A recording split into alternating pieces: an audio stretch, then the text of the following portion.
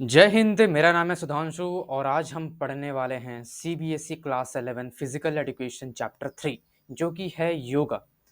योगा, आप सभी ने नाम इसका सुना होगा। और इसमें हम क्या क्या कंटेंट्स पढ़ने वाले हैं, तो सबसे पहले हम इसमें देखेंगे इसका meaning and importance of yoga, introduction to Ashtanga yoga, pranayama and its types, active lifestyle and stress management through yoga. तो सबसे पहला हम देखते हैं meaning and importance of yoga. तो योगा जो वर्ड है वो संस्कृत वर्ड युज से डिराइव हुआ है, जिसका मतलब है union of soul and super soul. मतलब जो कि है ना, आत्मा का परमात्मा से मिलन है, उससे हम योग कह सकते हैं, या फिर युज जो कि संस्कृत है वर्ड है उसको कह सकते हैं। नेक्स्ट है promotes physical harmony and mental balance. तो ये हमारे फिजिकल जो हेल्थ है उसको अच्छा रखता है, उसे हार्मोनी में मतलब पीस में उसे रखता है, किसी भी तरह का कोई विकार बॉडी में नहीं होता है, और इससे हमारा मेंटल बैलेंस जो है वो बना रहता है। नेक्स्ट है कोर गोल्स। इसमें क्या क्या हमारे कोर गोल्स आते हैं, जैसे कि सेल्फ आइडेंटिफिकेशन एंड परफेक्शन। योग का जो मेन कोर गोल है वो ये है कि अपने आप को जानना, अपने आप को पहचानना और अपने आप को परफेक्शन तक ले जाना। और नेक्स्ट है कि सेल्फ प्यूरिफिकेशन एंड रियलाइजेशन। तो सेल्फ प्यूरिफिकेशन मतलब अपने आप को प्यूरिफाई करना, अपने आप को शुद्ध करना, है ना। यहाँ पर प्यूरिफिकेशन का मतलब ये नहीं कि बॉडी को हम प्यूरिफाई कर रहे हैं, नहीं। इसमें हमारा मेंटल क्लीनलीनेस की यहाँ पर बात हो रही है, और साथ ही साथ हमारे सोल के क्लीनलीनेस की बात हो रही है। ओके। तो ये self purification and self realisation जो कि सबसे आई थिंक बड़ा एक गोल होना चाहिए एक ह्यूमन का, तो वो है सेल्फ रियलाइजेशन। तो वो है योगा का कोर गोल। नेक्स्ट हमारा बेनिफिट्स ऑफ योगा। तो इससे हमें क्या क्या बेनिफिट्स होते हैं, तो इससे हमारा कार्डियोवास्कुलर सिस्टम जो है वो अच्छा होता है, और जो हमारा ब्रेन फंक्शन है वो भी काफ़ी अच्छा हो जाता है। जो हमारा प्री फ्रंटल कॉर्टेक्स वगैरह है, तो वो मतलब ओवरऑल जो ब्रेन है उस पे हमारा जो है अच्छा ग्रोथ होता है और अच्छा फंक्शन करता है। नेक्स्ट है इंक्रीजेस फ्लेक्सिबिलिटी एंड पॉस्चर। इससे हमारा फ्लेक्सिबिलिटी यानी कि लचीलापन और हमारा पॉस्चर जो है ना, हम जैसे कि बैठते हैं तो हम सही पॉस्चर हमारा होना चाहिए, तो सही तरीके से बैठना उसे हम पॉस्चर कहते हैं। और चलना, है ना, तो वो कहाँ से मिलता है, वो हमें योग अगर हम करते हैं, योग को फॉलो करते हैं, तब उससे हमें मिलता है। नेक्स्ट है reduces blood pressure, stress, anxiety. इससे हमारा ब्लड प्रेशर कम होता है, साथ ही साथ स्ट्रेस, एंग्जाइटी जैसी चीज़ें भी कम हो जाती हैं। नेक्स्ट है boost immunity and bone strength. इससे हमारा इम्यूनिटी भी बूस्ट अप होता है, हमें किसी भी तरह का कोई भी जो बीमारी है, जो मेजर बीमारी है, उससे हम दूर रहते हैं। और साथ ही हमारा बोन का जो स्ट्रेंथ है, हमारे जो हड्डियां हैं उसकी जो स्ट्रेंथ है वो भी मजबूत होती है। नेक्स्ट है regulates sugar, prevents ageing, aids healthy weight. ये हमारे शुगर लेवल्स को रेगुलेट करता है, साथ ही हमें एजिंग से बचाता है, हम जल्दी बूढ़े नहीं होते हैं, और साथ ही साथ हमें एक हेल्दी वेट, एक ऑप्टिमम वेट है ना, तक पहुंचने में ये हमारी मदद करता है। तो ये हो गया। नेक्स्ट है हमारा अष्टांग योग। तो अष्टांग योग में हम देखने वाले हैं, इसका मतलब है कि अष्ट का मतलब होता है 8 और अंग का मतलब होता है पार्ट्स। यहाँ पर आप देख सकते हैं 8 लिम्स ऑफ योगिक डिसिप्लिन। तो सबसे पहला हमारा आता है यमा।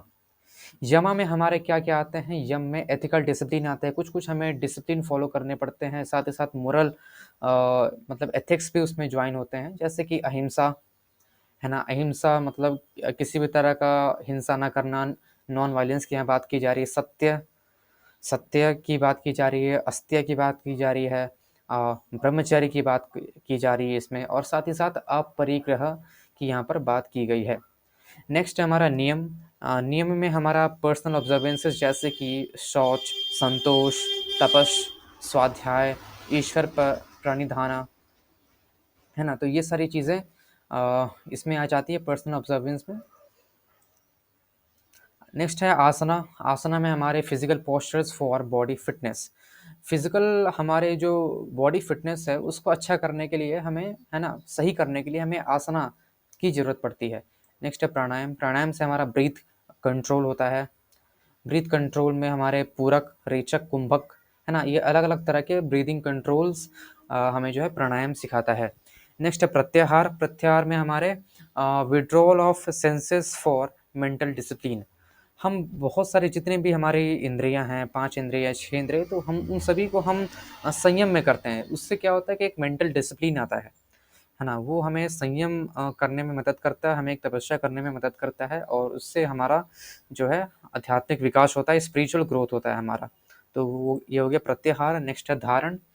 धारणा, deep concentration on one object. किसी भी एक ऑब्जेक्ट पे ध्यान लगाना या फिर कंसंट्रेट करना, तो उसे हम धारणा कह सकते हैं। इससे आप माइंडफुलनेस भी कह सकते हैं।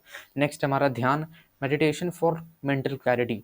तो ये हम मेडिटेशन करते हैं जिससे हमारा जो मेंटल क्लैरिटी है वो अच्छा होता है, वो हमें मिलता है। नेक्स्ट है समाधि। समाधि इसका लास्ट स्टेज होता है जिसमें हम blissful absorption unity with divinity, है ना, इसमें हमें एक ब्लिसफुल एब्जॉर्प्शन होता है। मतलब कि एब्जॉर्प्शन कहने का मतलब कि जो सबसे बड़ा आत्मा है जिसे हम परमात्मा कहते हैं, तो उससे हम एब्जॉर्ब हो जाते हैं। तो यहाँ पर वही कहा गया, यूनियन विथ डिवाइनिटी।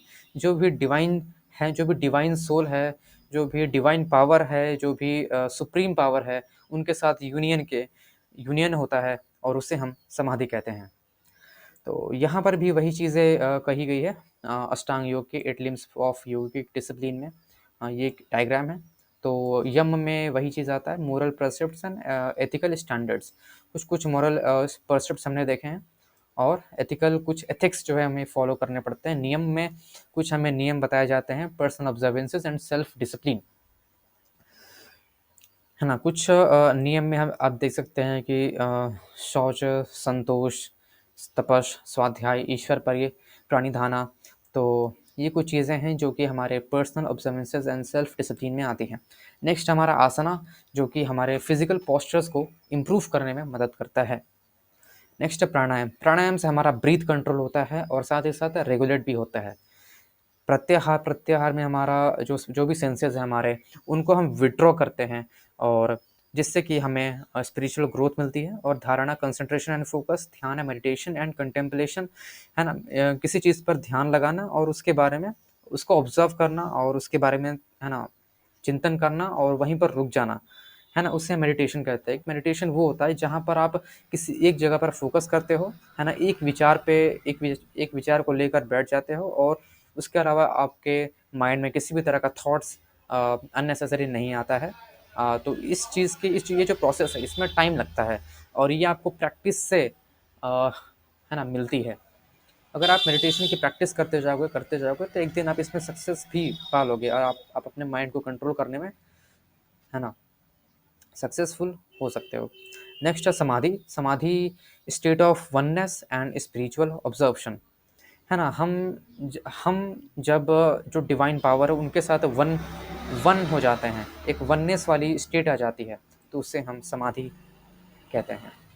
ओके, तो आज के क्लास के लिए इतना ही। बाकी जो बची हैं टॉपिक्स जैसे कि योगिक क्रिया हो गया, शतकर्मा, 6 क्लीनिंग टेक्निक्स, प्राणायाम, एक्टिव लाइफस्टाइल हो गया, समयोगिक आसनास, तो ये 4 टॉपिक्स बचे हैं, तो ये हम नेक्स्ट क्लास में करेंगे। ओके, तो आज के लिए इतना ही। Thank you. जय हिंद, जय भारत।